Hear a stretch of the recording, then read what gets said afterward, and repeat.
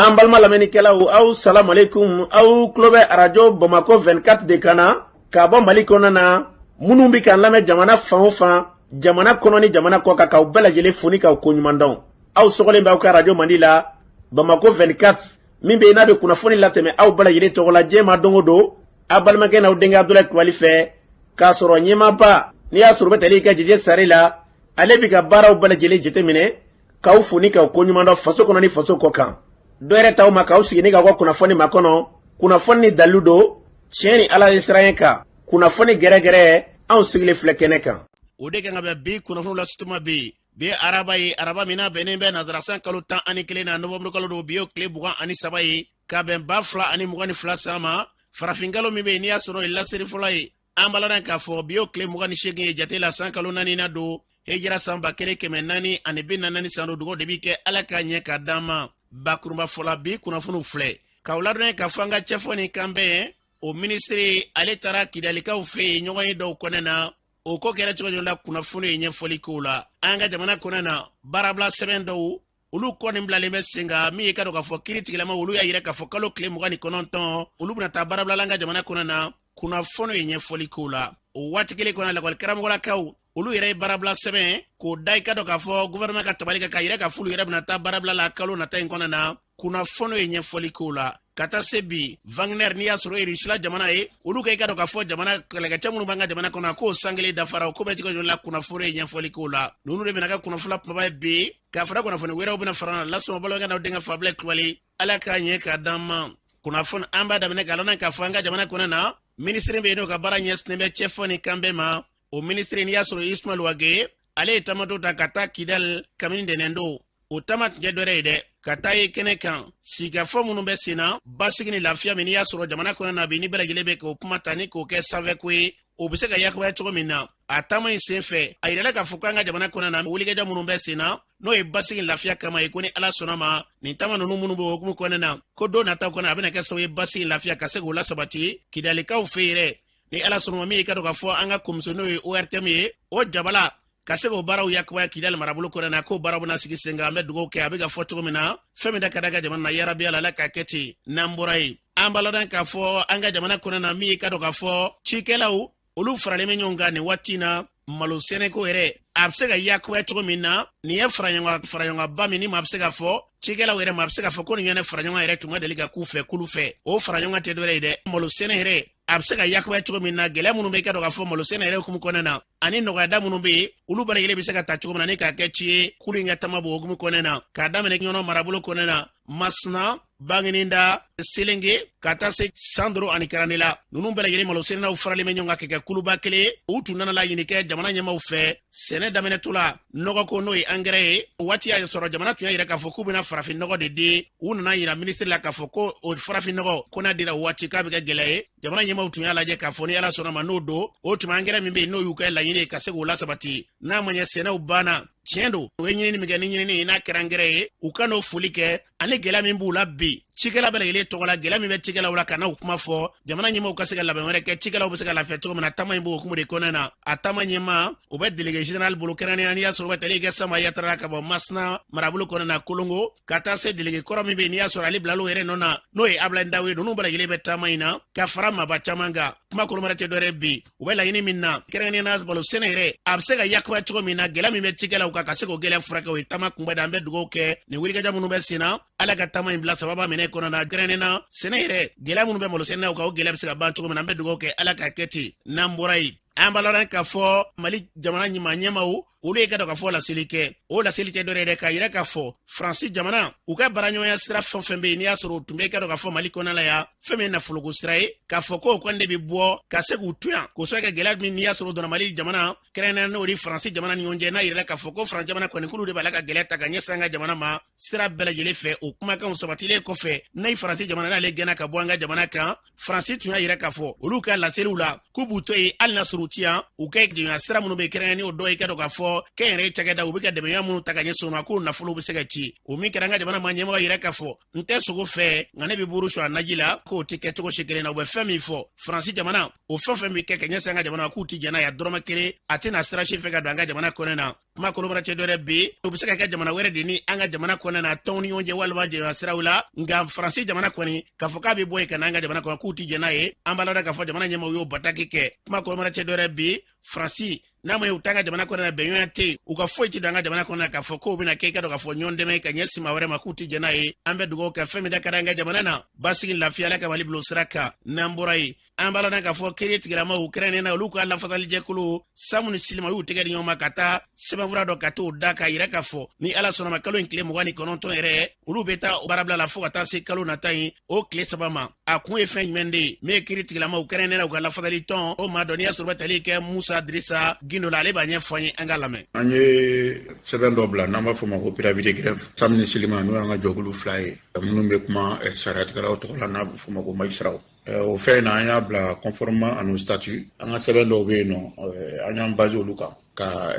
argument k'a kɔnɔ pour que ka nin préavis de grève in déposer. Bon a sɔrɔla mun de fɛ an ka cour suprême n'o y'an ka sariyatigɛsoba ye mais n'a bɛ fɔ ma ko institution o ye sariya dɔ ta o kun kan k'a fɔ ko mɔgɔ mɔgɔ bɛ baara kɛ ni ye magistrat ye k'o ka dɔ fara i si kan ni komi o si ko k'o ni mandat bɛn parce que ye mandat i bɛ bila ka taa ye comme juge mais i bɛ san 5 de kɛ baara la o san 5 mana dafa a bɛ yɛlɛma siɲɛ 1 bon o sariya ne kama n ko o yɛlɛmali tɛ se ka kɛ ten ni an bɛɛ da ma don a la bon o de kama an y'a ɲini ka ministre de la justice ye an n'o kumana an bɔra an taara assemblée la an ye an ka tɔndenw lamɛn bon olu ye sira d'an ma u sira d'an ma an ye nin préavis in bila bon préavis nin fana bɛ bila ka bila sariya de ka okumu kɔnɔ an ye fɛn caman fɔ a kɔnɔ min b'an bila ninnu na bon maintenant a kɛra mun de fɛ an y'a ye conseil des ministres le 2 novembre tɛmɛnen conseil des ministres ye sariya in bila ka tɛmɛ k'a fɔ ko a bɛ se ka tɛmɛ an ko a ka gɛlɛn nin ko kan fo k'a lajɛ k'a fɛn parce que an ka sariya sen dɔ bɛ yen n'o bɛ an ka statut la magistrature kɔnɔ n'o ko i ye kiiritigɛla ye fo san 65 ko n'i ye san 65 sɔrɔ i tɛ kiiritigɛla ye tuguni san 65 n'i y'a lajɛ cour suprême na dɔw bɛ san 62 la n'i kɔni y'a lajɛ ka san 5 fara olu si kan olu bɛ tɛmɛ fo san 65 la o la i tɛ kɛ magistrat ye bon an sera n'o yɔrɔ de la an ko k'a lajɛ u ka sariya in lajɛ ji ɲama jɔlen na pour que an ka se ka ɲɔgɔn faamu bon komi an lamɛn an ye préavis in bila grève bɛ daminɛ nin kalo tile 29 le 29 novembre n'o ye tɛnɛn wɛrɛ ye baarabala in bɛ daminɛ a bɛ daminɛ fo tile 5 an welela parce que commission dɔ sigira ministre min bɛ baarako sira kan n'a fɔ ma ko ministère du travail et de la fonction publique olu yɛrɛ u ka jɛyɔrɔ fɔlɔ kɛ n'a bɛ ma ko réunion ani samu ye mɔgɔ 3 di selima ye mɔgɔ 3 di u sigira ka kuma mais an t'a dɔn a labanna cogo min na fɔlɔ c'est à dire que gouvernement kɔni négociation daminɛ a bɛ se ka kɛ badabada ye n'a ɲana grève bɛ bɔ a ma n'a ma ɲa an y'a fɔ cogo min na an bɛ grève in kɛ ni tile 5 dafara dɔwɛrɛ bɛ fara a kan bon o de bɛɛ nana ni ɲuguɲugu ni o ɲagaɲaga ye ka nin ko gɛlɛya an bolo bon an b'a ɲini a population fɛ parce que bɛɛ b'i ka n'i ka ɲinifɛn de don n'i kɔni ye grève kun bɔlen kɔrɔ ko gɛlɛya de bɛ yen nɔ bon an ma dabɔ ka gɛlɛya ta k'a lase population ma an bɛ yafa deli kɛ population ma parce que grève bɛ se ka jouer olu de kan grève kɔni bɛ sen na fɔlɔ fɛn déposé la an b'a daminɛ tɛnɛn wɛrɛ n'Ala sɔnna. An b'a lɔn k'a fɔ nin tun ye Musa Dirisa Gindo kan ye kiiri tigilamaw la kana na i ka dɔn ka fɔ olu ka lafasalijɛkulu min bɛ yen o maa don a fɔra cogo min na fɛn min da ka di jamana na ala ka Mali bilo sira kan n'an bɔra ye baarabila sɛbɛn wɛrɛ o dara i ka dɔn ka fɔ gouvernement ale ka tabali kan min ye lakɔli karamɔgɔlakaw kɛrɛnnena k'u bɛna taa baarabila la décembre kalo nata ye o tile 14 ka taa tile 16 ma o baara in bɛna kɛ cogo jumɛn na o ni gouvernement ka ɲɔgɔn fɔnbaliya dɔw min ye ka dɔn ka fɔ kumatigi maa min ye Osman Almodo ale y'a ko ɲɛma ye a b'a ɲɛfɔ an ye an ka lamɛn. Ko kura tɛ kɔrɔlen don comme hakili jigi la bɛɛ b'a kalama janvier kalo y'a sɔrɔ école karamɔgɔ bɛ grève la mais CEDEAO ni UEMOA ɲangili min ta jamana kama an ye le 10 janvier an ye batakiba k'a fɔ k'an ka grève min bɛ senna an b'a bɔ a dɔw kɔrɔ k'a suspend walasa gouvernement bɛ se ka i concentrer gɛlɛya kura in kan o bɔlen an ye gouvernement accompagner ka année scolaire tɔ laban kɛ examen kɛ je pense que ala barika la examen kɛra examen basigilen je pense que an mɛnna an faamana ka ni ɲɔgɔn na examen ɲɔgɔn ye mais an bolo vacances kɔnɔ an ni gouvernement tun bɛna se ka sigi ka fɔ ɲɛnamaw kɛ walasa bɛnkan ka se ka sɔrɔ bɛnkan ma sɔrɔ école taara wagati dɔw yɛrɛ kɛra kuma caman fɔra an yɛrɛ ma parce que tɔnden yɛrɛ tun t'a fɛ an ka dɔn kun b'a fɛ an ka année scolaire boycott a rentrée boycott mais an ko ma n ko a tɛ kɛ ten n'a ma ɲɛ k'i ye san kuncɛ ni baara ɲuman ye i b'a daminɛ fana walasa mɔgɔw ka se ka i ŋani a yɛrɛ dɔn donc on a tout fait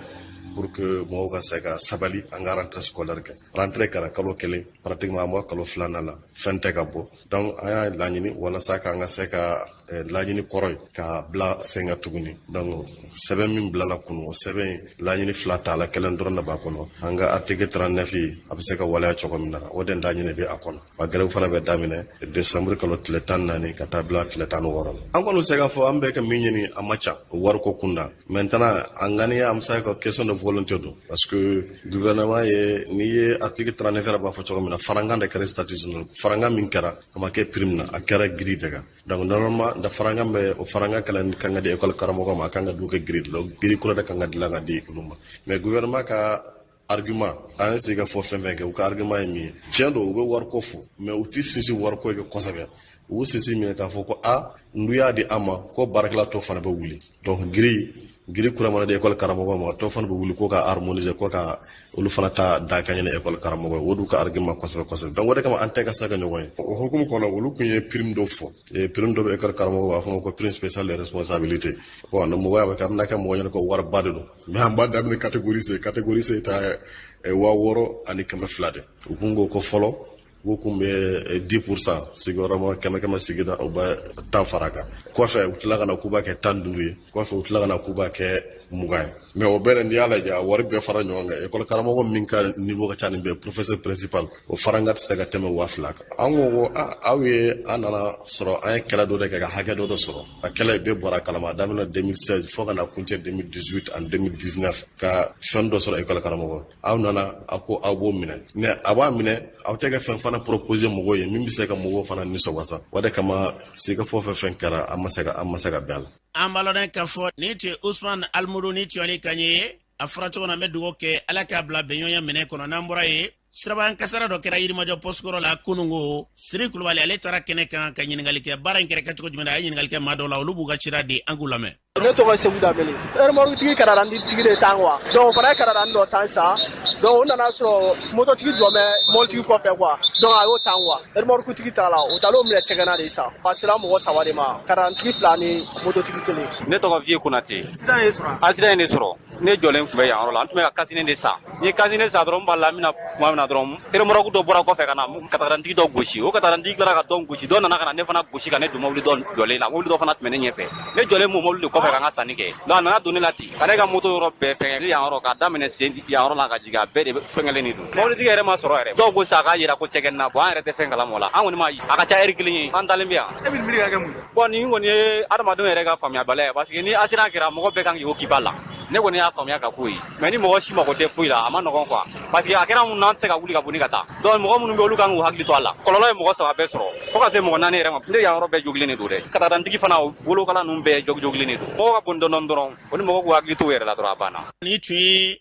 maa minnu bɛ n'i y'a sɔrɔ olu ye kasara sɔrɔ ni tun y'olu ye Siri Kulubali ale ka kuma baara la a fɔra cogo min na n'a ma ɲɛ i ye kasara kɛ i jɔ o de cɛ ka ɲi n'o tɛ a dɔ bɛ dɔ la i bɛ ta i tɛgɛ ma i b'a sɔrɔ i tɛ taa i ɲuman bolo ka bilen an bɛ dugawu kɛ ala kana so ma n'an bɔra ye ɲamana point final kulu o yɛlɛ yɔrɔ in dingɛni dɔ bɛ yen n'i y'a sɔrɔ misiri kɛrɛfɛ moto telimantigi dɔ Burama Gindo dɔ nana ale nɔfɛ k'a ka ta ka taa bila k'a bɛ taa ka baganw nɔfɛ u yɛrɛ ka fɔ la muru b'a bolo a ɲininkara k'a ye boucher de nka a y'o ye wa walima a t'o ye wa o dɔnba ye Masaramani ye Burama kɔni y'a ta nka o sigara la u b'a fɔ u ka taa ale t'a fɛ ka don n'a ye dibi la a nana se yɔrɔ dɔ ale y'a jigin ka seera dɔw ɲini na ko nin bɛ ka fɔ ko ale k'a ta ka taa nin yɔrɔ in na ale dan da la o kɔni tora ka dɔdɔdɔ a tigi tilala ka fɔ k'a bɛ boli o kɔni kɛra jama ka hi k'a kan Siri Kulubali taara kɛnɛ kan ka ɲininkali kɛ seera min sɔrɔ a kɛnɛ kan an k'u yɛrɛ lamɛn Burama Gindo ne ka baara telimani boli ne taara n ka mɔgɔ dɔ de bila ɲamana ne segintɔ la a ye ne lajɔ ko an ka na kɔnɔna la yan nɔ ko saga bɛ yan nɔ an b'o ta an bɛ taa quoi bon ne yɛrɛ ɲɛ bɛ cɛ la cogoya min na kɔni dɔrɔmɛ 1 t'a kunna mais ale ko ne ma k'an ka taa k'an bɛ saga ta k'an bɛ sɔrɔ ka prix fɔ donc pour moi garabali bɛ nin yɔrɔ in na yan an bɛna saga ta dawolo de la an bɛ taa ne kun y'a ko di jagajaga o tɛ an nana ɲɛfɛ dɔɔni ne ma saga ye an tilara ka na ɲɛfɛ dɔɔni ne ma saga ye ne ko n terikɛ n ko o tuma na n ko e bɛ ka taa yɔrɔ jumɛn n ko ne k'i ma n ko n tɛ don kɔnɔna la ne bɛ dan sirada la ko non ko saga filɛ yɔrɔnin na yan donc maintenant an nana se nin wo in kɔnɔ yan ne y'a ye cɛ an bɛ ka jigin dibi kɔnɔ depuis daminɛ la ne y'a ye muru b'a bolo ne y'a ɲininka ko karisa n ko nin ye mun ye bolo ko muru a y'a bɔ ka yira n la n ko muru quoi n ko e bɛ mun kɛ ko ale ye boucher n ye boucher de ye quoi n ko saga bɛ yen mais ko saga filɛ yan k'an b'a ta an bɛ taa ɲamana maintenant an nana se ɲɛfɛla la yan dibi bi yan yan ne ka jigi ne ye mɔgɔ fila sigilen ye ne ko a ka jigin ka bɔ ne kɔfɛ ne y'ale lajigi mɔgɔ fila minnu sigilen bɛ yen ne k'olu ma n ko ne bɛna n sara aw la ka nin suyi a ko ne ma ko saga de b'a bolo yan nɔ ale bɛna ta ko ka taa garabali la ne ye sara olu la ne bɛ ka jigin a nɔfɛ dɔɔni ne ɲɛ b'a la a bɛ k'i senna teliya ninnu fana fila wulila ka anw suyi an nana sejɛfɛla la a ye kɔfilɛ k'a ye ne bɛ surunya n'a la mɔgɔ fila minnu fana bɛ ka na a bɛ fɛ ka boli donc a bɛ fɛ ka boli min na bulon jamantigi o y'a minɛ ka muru bɔ a kun ne ko mɛ n ko saga bɛ min ko non ko saga bɛ ɲɛfɛ olu y'a ɲininka ko saga ko wali saga o y'a sɔrɔ saga saba o dalen bɛ yɔrɔ in na yan ko non k'ale ma fɔ saga dɛ k'ale ko misi de ale kelen de bɛ ka nin fila bɛɛ fɔ k'ale ma fɔ saga dɛ k'ale ko misi ne ko a ma ko misi ko awɔ a bɛn ko e ko ne ma saga e tilara k'a fɔ ko misi ko mɛ n ko bɛ kɛ cogo di donc an y'an t'o la an bɛ k'a ɲininka mɔgɔ wɛrɛw nana o ko an tɛ nin dɔn yan ne ko olu bɛ nin dɔn yan k'olu tɛ nin dɔn yan e yɛrɛ bɛ nin ko miiri ka kɛ mun de ye ne kɔni y'a miiri ka kɛ a kun bɛna ne de jigi dibi la ka ne sɔgɔ soit a kun bɛ ne kɔnti ka taa a ka élément yɔrɔ la an nana jigi dibi kɔnɔ yan e ma jɔ yan e bɛ ka yɛlɛ ni ne tuguni mais ne b'o faamu cogo di cɛ yɛrɛ bɛ lahala jumɛn na sisan bon ne kɔni tiɲɛ yɛrɛ la ne t'a dɔn bilen n'a ko bɛ bila ɲɛ min ma a bɛ jama de bolo an b'a lɔn k'a fɔ ni tun ye Burama Gindo ni tun y'ale kan ye telimani bolila maa min bɛ n'i y'a sɔrɔ n'u ye hika ale kan k'u y'a minɛ ka yɛlɛ n'a ye kulu kɔni sanfɛ a tɔ kɛra cogo na Masa Rahamani de y'o dɔnba ye kunnafoni na olu ka kunnafoni danna o yɔrɔ la an bɛ dugawu kɛ fɛn fɛn ka dɔn ka fɔ basigi ye gɛlɛya bɛ ta ka ɲɛsin mɔgɔw ma sira o sira fɛ yarabi Ala ka don an n'u cɛ n'an bɔra ye jikɔrɔnikaw fɛ yen wulikajɔ kɛra denmisɛnnin dɔ ka se ka muru turu ale la ko a kɛra i ka dɔn ka fɔ balani fɔyɔrɔ de la o min kɛra denmisɛnnin kan yɛrɛ kɔni a ni tora la a fa n'o ye Yakuba ye a bɛ sira d'a ma an ka lamɛn. Ne tɔgɔ Yakuba Sisoko sufɛ vers 20h petini nana a ye wuli ka di ne ma ani ne yɛrɛ kɔrɔkɛ ma donc a bɔr'o la sisan a y'a fɔ a ba ɲɛna ko a terikɛ dɔ kɔrɔkɛ ka mariage bɛ kɛ sini k'u bɛ to invitation kɛyɔrɔ la ko y'a invité k'a ka taa bon ba ko a ma ko e yɛrɛ ka bɔli man di ne ye sufɛ ko mais ko taa joona i ka segin donc ani boli yɛrɛ bɔr'o la ka taa entre temps ba y'i kanto ne ma ko k'i tɛ bɔ ko a fɔra ko dɔ ye baba sɔgɔ muru la ne girinna ka wuli o la donc ne taara lajɛ ne ko a ma n ko baba n k'a kɛra cogo di ko e mun ye se kɛlɛ la k'ale ma kɛlɛ kɛ k'ale taalen k'ale jɔyɔrɔ la k'ale kun jɔlen bɛ yɔrɔ min na a yɛrɛ de sigi dilan sanfɛ ka kuma ne fɛ ko cɛnin nana ale jɔlen sɔrɔ a jɔyɔrɔ de la k'a fɔ a ɲɛna ko karisa k'e jɔlen bɛ yɔrɔ la ko nin ye ne jɔyɔrɔ ye k'ale ko ayi ko i jɔyɔrɔ tɛ dɛ ko ne bi a k'a mɛnna ko bɔn ko ni bi a k'a mɛnna ko ma kɔnɔ ko n bɛna sisan o kɛra fɔlikɛ kɛnɛ kan ko balanifɔ kɛnɛ kan yen nɔ jikɔrɔni gɔlifu daminɛ la ale bɛ bɔ min kalama dɔrɔn petini nana ka muru don ale kɔ la ko muru donnen ale kɔ la sisan ale girinna k'a kɔ minɛ petini y'a essayé ka boli donc a ye muru donni min kɛ k'a tilala ka tura la ko siɲɛ fila de ka tila k'a tura la ka tila k'a sama ka jigin donc o min kɛra sisan ale y'a kɔ minɛ mɔgɔw bolila ko muso dɔ de y'i kanto sisan ko ko mun bɛ nin petini na donc ale y'a bolo bɔ a la dɔrɔn ko jeli suru la donc jeli suru le sisan nɔ ale bɔra min kalama ale bɛ quartier Mali la a yɛrɛ dɔ ka nin bɛɛ fɔ ne ko a ma n ko kɛlɛ ma diya ne ye dɛ ko ale ba bɛ yan n ko i jɔ n bɛ n'i ba pasi ma ne sɔrɔla ka téléphone ta ka n'a ba pasi ɲɔgɔn ma a k'a f'u ɲɛna ko k'ale nɔgɔyara ka ban donc an bɛɛ sigilen b'o la 5h du matin donc médecin nana an wele tuguni ko ça va pas ne ko mun bɛ yen ko parce que ko n'i y'a ye ko jeli bɛ ka bɔ tan jeli tɛ ka jɔ ko fɛn dɔ de touchera donc min touchera o de bɛ ka jeli bɔ donc fo ka taa n'a opérer ka taa opérer fɛn min touchera n'a sɔrɔ u bɛ se k'o kala an ko problème t'a la donc u ye ordonnance d'a ma an taara furaw san an bɛ furaw sanni na n'olu yɛrɛ bɛ taga ni ka segin na ka t'o la jusqu'à 6h du matin a banna ouais 6h du matin a banna basi bɔta cayara trop commissariat mɔgɔw y'an wele ko kamalen b'u bolo k'u y'a minɛ an ye kare kɔnɔ denmisɛnninw bila u ka enquête kɛ ko nin y'a mɔgɔ sabanan de ye min sɔgɔ muru la mɔgɔ sabanan mais anw de t'a sara ko tɔw kɔni bɛ yen dɔw beleselen don k'a ye dɔw yɛrɛ sen pasa tigɛ donc ko se ka tagama dɔw kɔ bananen don a bolo k'a ka baara yɛrɛ de nin ye hali k'a tun bɛ ballon ta équipe min na o entraîneur y'a gɛn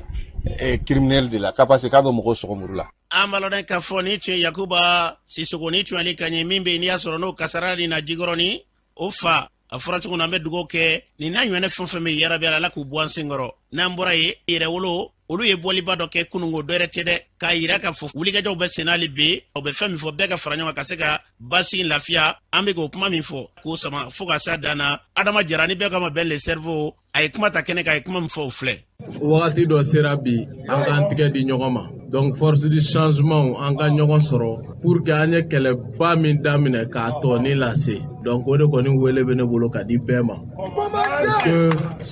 suba i ka kuma mɔgɔ ka kuma i b'a fɔ duguma n'a ma faamu n'i y'a fɔ sanfɛ o fana kɛra kara ye nka ni mɔgɔ min ye jateminɛ kɛ i b'a ye bi bɛɛ bɛ ka wuli école maître ko k'u ka article 39 a bɛ si joona tugun k'a fɔ ko kɛsu kɔnɔ ko wari tɛ yen e yɛrɛ ye dɔ yɛlɛ i tɛ se k'a fɔ tugun parce que u kun y'a bila de ko embargo kɛra ko gɛrɛntɛ bɛ jamana kan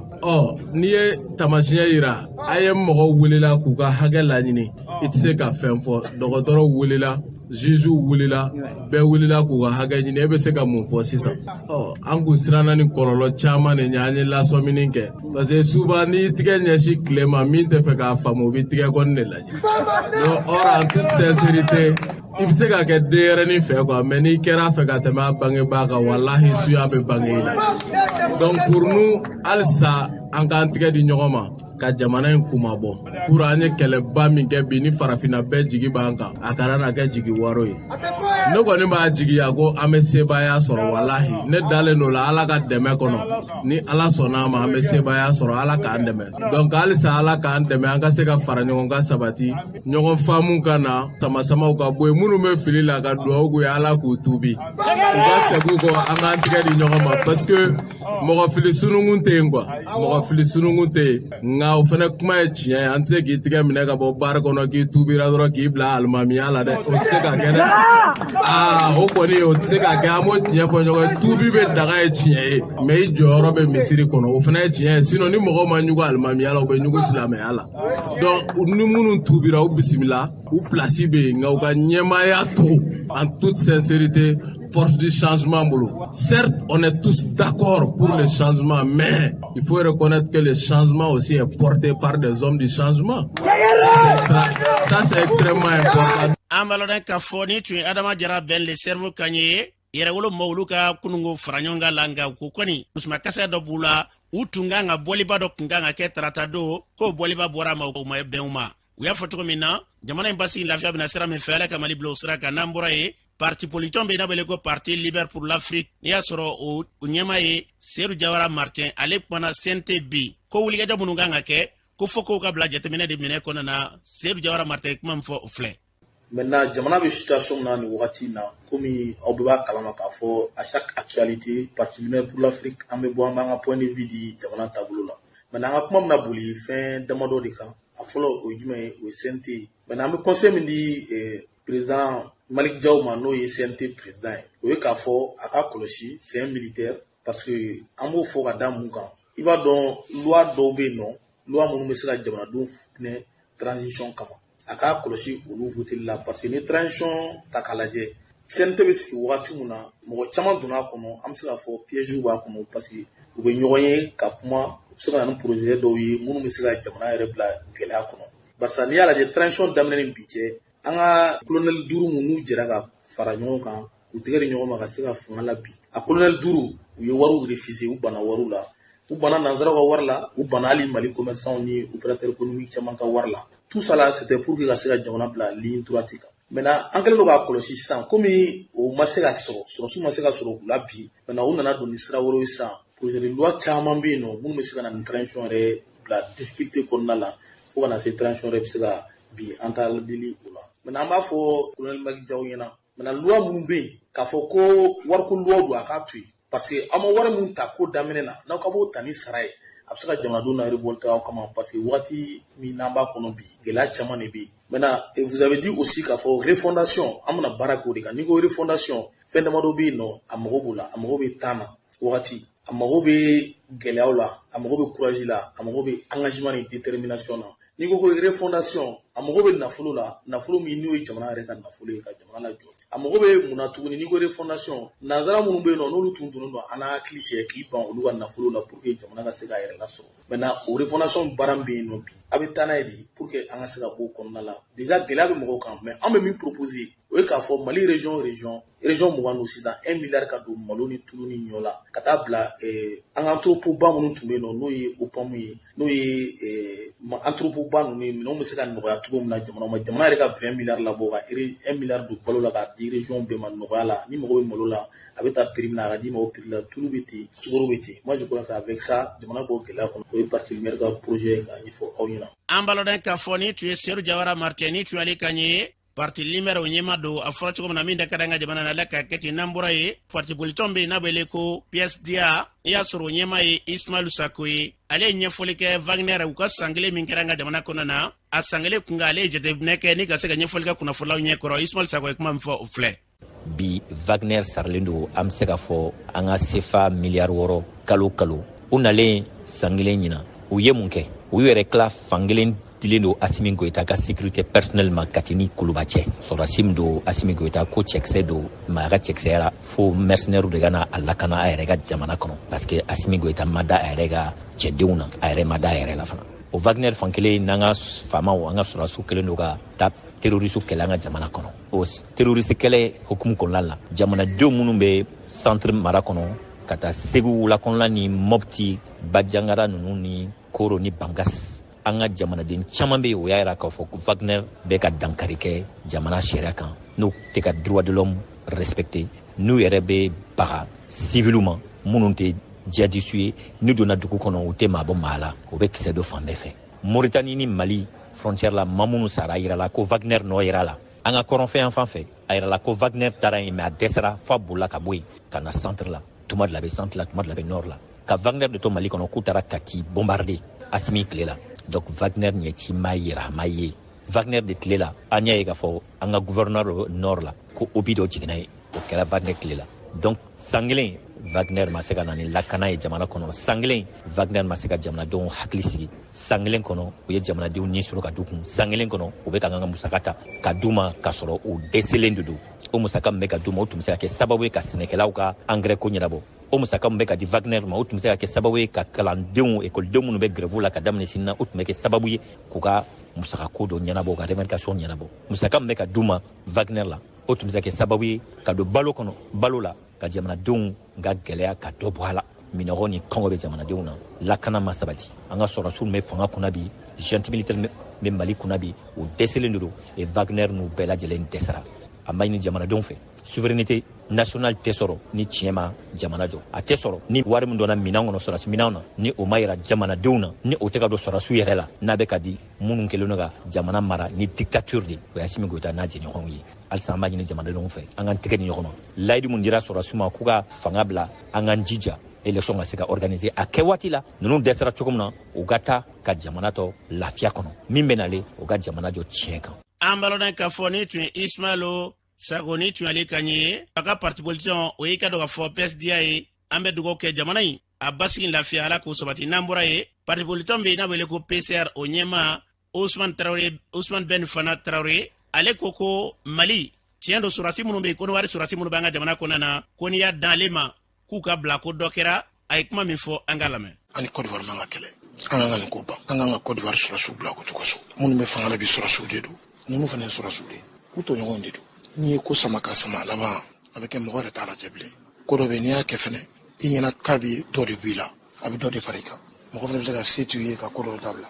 bɛɛ nana deli la ne tɛ dɛ bɛɛ kumana mɔgɔw nana an sabali an ka bɛɛ an yɛrɛ bɛ tilen k'a fɔ ani Côte d'Ivoire jamana kelen ne bɛ miiri min na o ye de k'a fɔ tuma min na mankan bɛ Côte d'Ivoire ATT tile la bisi caman donna yan maliyɛndenw baden nana yan an taara u kunbɛn stade yɛrɛ la Omnisport la dɔw yɛrɛ y'u ka du dayɛlɛ ka Ivoirien dɔw loger u fɛ yen consigne dira Mali école bɛɛ ma ko ni fɛn fɛn nana ko k'u inscrit a kɛra yan o y'a sɔrɔ gɛlɛya bɛ Côte d'Ivoire u y'u replier Mali de kan u b'a fɔ ko julaw parce que Ivoirien dɔw bolo olu yɛrɛ tɛ Ivoirien Alassane yɛrɛ kun b'ale minɛ yɛrɛ ko Ivoirien tɛ b'o yɛrɛ fɔ a ma alhamdulilayi min ka jamana kɔnɔ bi u bɛɛ ɲɛ b'a la i b'a fɛ i t'a fɛ a ka jamana kɔnɔ baara jamana jɔ sira kan parce que ne tɛ min fɛ o de ye ka kuma tiɲɛ ye ko parce que i tɛ fɛn dɔ fɛ i tɛ sɔn k'o yɔrɔ travail i bɛ taa tugu ko parce que dɔ ɲɛ bɛ na ayi o yɔrɔ tɛ Mali ani Côte d'Ivoire économie c'est à dire jamana développement na maliyɛnw bɛ nafa sɔrɔ kosɛbɛ Côte d'Ivoire maliyɛn sɔrɔtigiba caman bɛ Côte d'Ivoire u bɛɛ tulo bɛ na u bɛ yen u b'u to yen ka du caman balo yan fɛnɛ ala de y'o kɛ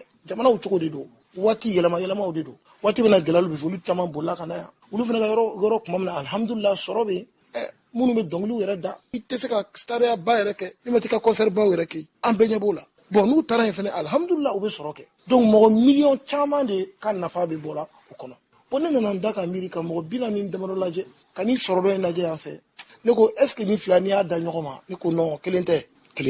o kan ka bila u ka t'u ka so o yɔrɔ kɔni ne b'o fɔ dɛ parce que ne yɛrɛ bɛ miiri a la tuma dɔw la ne tɛ bila a nafa kuma in ka girin dɛ a nafa an bɛ k'u minɛ sisan nafa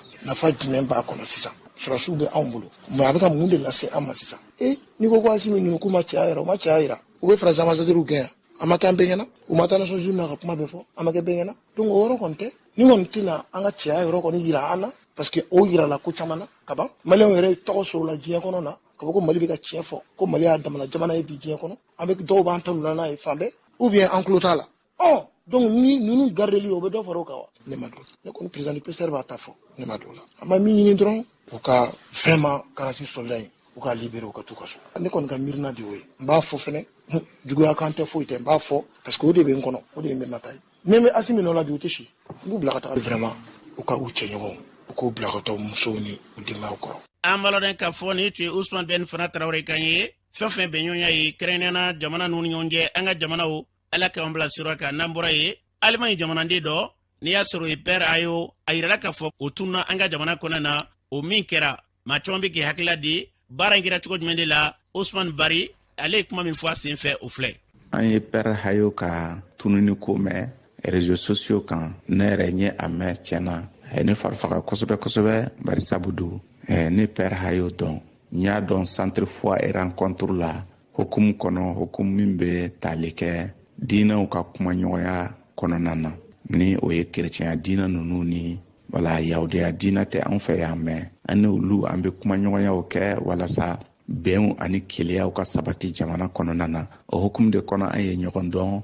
centre foi et rencontre la mɔgɔ min do don tiɲɛ yɛrɛ la basima mɔgɔ tɛ n'i y'a ye a basigilen don kosɛbɛ kosɛbɛ kalan b'a la wa anw yɛrɛ kanu b'a la an y'a ye a la k'a fɔ ko anw kanu b'a la o kɔrɔ a bɛ silamɛw fɛ i n'a fɔ a sɛbɛnnen bɛ cogo min na kɔrɔna yɛrɛ kɔnɔna na ne kɔrɔna sura 5 ta a verset 82 ta a ko mɔgɔ bɛ yen minnu bɛ mumini jɔnw kɔniya nka mɔgɔ minnu bɛ muminiw kanu ko olu ye kerecɛnw de ye quoi ko u cɛla e bɛ mɔnpɛriw sɔrɔ ani u ka mɔgɔba wɛrɛw minnu bɛ kerecɛnya kɔnɔna na ko o bɛ silamɛw fɛ kosɛbɛ kosɛbɛ kɔnɔna na n ye o jate minɛ kosɛbɛ an ko ka di a ye kosɛbɛ kosɛbɛ donc an bɛ ala deli ka fara centre mɔgɔw bɛɛ lajɛlen kan centre foi et rencontre personnelle ani a yɛrɛ ka denbaya ani a teriw. an baloden ka fɔ ni tun ye Usman Bari ni tun y'ale kan ye a fɔra cogo min na an bɛ dugawu kɛ père Ayo ala k'a ɲuman ye ka nana ɲuman ye a ka denbaya k'a ɲuman sɔrɔ ala ka kɛ ten n'an bɔra ye an bɛ taa jamana kɔkan na sira siribe mun b'e bolo. Karamɔgɔ Ase n'i ka yamaruya an bɛ taga Centrafrique. Maire kalata min kun dɔgɔdalen bɛ janvier kalo tile 22 san 2023 wagati tɛnɛndon ɲɛmaaw y'a yira k'a fɔ ko ni don kɔfɔlen bɔra a dɔgɔkɔrɔ k'a bila juillet kalo tile 16 san 2023 n'an bɔra ye an bɛ taga Tchad. Minisiri min sigilen bɛ denmisɛnninw ka koɲɛko ɲɛnabɔli ko kunna tɛnɛndon camancɛ fanga ma ɲɛma ye ale wuli ka bɔ a jɔyɔrɔ la n'an bɔra ye an bɛ taga Cameroun. Sɛgɛsɛgɛlikɛlaw y'a yira k'a fɔ ko san 2021 wagati ko yuruguyurugu kɛra sababu ye ka sefa wari miliyari 44 ka olu de tunu faso kɛsu kɔnɔna na ni wagati in na ɲɛmɔgɔ bɛ wuli ka jɔda yaasa ka se ka nin kɛwale jugu in ka se ka a bali jamana kɔnɔ n'an bɔra ye an bɛ taga Kenya ekɔliden min ka kɔrɔ ni diɲɛ ekɔliden bɛɛ ye ala ye ale ka kalifa minɛ a la ka si to san 99 na a yirala k'a fɔ ko a donna ekɔli la ka si to san 94 na jɛkulu min ni ale tɔgɔ UNESCO olu jɛkulu fɛ karamɔgɔ Ase ye min sɔrɔ ni tiɲɛ ye. an bɛ dugawu kɛ yarabi ala